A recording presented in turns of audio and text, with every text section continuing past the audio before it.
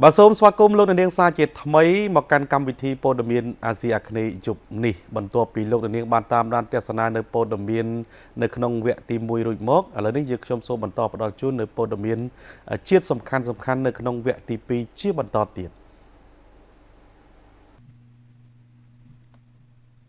វិស័យអប់រំអន្តរជាតិនៅកម្ពុជាបានឈានដល់របត់ថ្មីដ៏សំខាន់មួយទៀតជាមួយនឹងការដាក់សម្ពោធជាផ្លូវការកម្មវិធីសិក្សាត្រៀមចូលសាកលវិទ្យាល័យ Foundation Program របស់ UNSW College ដែលផ្ដល់ជូនសិស្សានុសិស្សនៅជម្រើសសិក្សាឆ្ពោះទៅកាន់សាកលវិទ្យាល័យល្បីៗនៅប្រទេសអូស្ត្រាលីនិងជុំវិញពិភពលោកពិធីសម្ពោធនេះត្រូវបានរៀបចំឡើងនៅមជ្ឈមណ្ឌលអូស្ត្រាលីសម្រាប់ការអប់រំ ACE សាខាទូលគោក្រមអធិបតីភាពឯកឧត្តមបណ្ឌិតសភាចាហងជួននរុនឧបនាយករដ្ឋមន្ត្រីក្រសួងអប់រំយុវជននិងកីឡារួមជាមួយឯកឧត្តមដេរយីបឯកអគ្គរដ្ឋទូតអូស្ត្រាលីប្រចាំកម្ពុជាលោកស្រី Thanel O'Shannessy អគ្គនាយិកាប្រតិបត្តិ CEO នៃស្ថាប័ន IDP Education និងលោកស្រី Sarah Lightfoot អគ្គនាយិកាប្រតិបត្តិ UNSW College និងជាសាកលវិទ្យាធិការរងនៃសាកលវិទ្យាល័យ New South Wales UNSW ព្រមទាំងតំណាងមកពីវិស័យអប់រំជាច្រើនរូបទៀតកម្មវិធីនេះកើតចេញពីកិច្ចសហប្រតិបត្តិការរវាងមជ្ឈមណ្ឌលអូស្ត្រាលី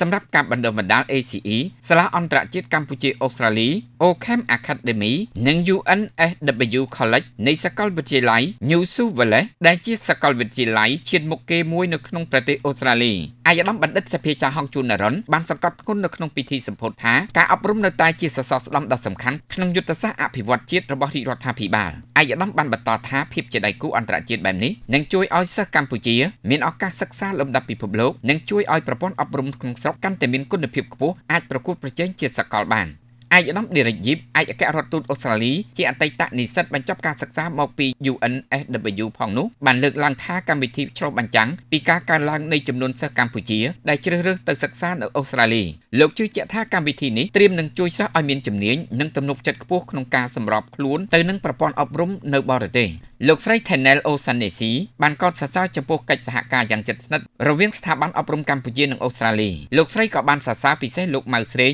នាយកប្រចាំប្រទេសនៃស្ថាប័ន IDP Education និងសាលា ACE ដែលមានបុគ្គលិកសំខាន់ក្នុងការនាំយកកម្មវិធីសិក្សាដ៏មានកិត្យានុភាពនេះមកកាន់ប្រទេសកម្ពុជាស្រដៀងគ្នានេះដែរលោកស្រី Sarah Lightfoot បានបញ្ជាក់ថាកម្មវិធីសិក្សាត្រៀមចូលសាកលវិទ្យាល័យរបស់ UNSW មិនត្រឹមតែរៀបចំសិស្សសម្រាប់ចូលរៀននៅ UNSW ប៉ុណ្ណោះទេប៉ុន្តែវាក៏ត្រូវបានទទួលស្គាល់យ៉ាងទូលំទូលាយពីសំណាក់សាកលវិទ្យាល័យដទៃទៀតនៅក្នុងប្រទេសអូស្ត្រាលីនិងលើពិភពលោកផងដែរពិសេសផ្ដោតទៅលើការបណ្ដុះបណ្ដាលការគិតបែបវិភាគចំណែកឯលោក Ashley Irving ចាងបាំងសាលា ICE និងជាប្រធានសភាពាណិជ្ជកម្មអូស្ត្រាលីនៅកម្ពុជាបានលើកឡើងថានេះគឺជាជំហានទៅមុខដ៏សំខាន់របស់ ACE ក្នុងការបណ្ដុះបណ្ដាលសិស្សកម្ពុជាឲ្យមានទស្សនវិស័យជាសកលនិងមានលទ្ធភាពប្រកួតប្រជែងលើឆាកអន្តរជាតិគូបញ្ជាក់ថាតាមរយៈកម្មវិធីនេះសិស្សានុសិស្សអាចចាប់ផ្ដើមសិក្សាត្រៀមនៅកម្ពុជាសិនមុននឹងបន្តទៅសិក្សានៅបរទេសដែលនេះជាជម្រើសដ៏ល្អនិងមានភាពបត់បែនបំផុតសម្រាប់មាតាបិតានិងសិស្សានុសិស្សកំពុងសិក្សានៅថ្នាក់ទី10ទី11និងទី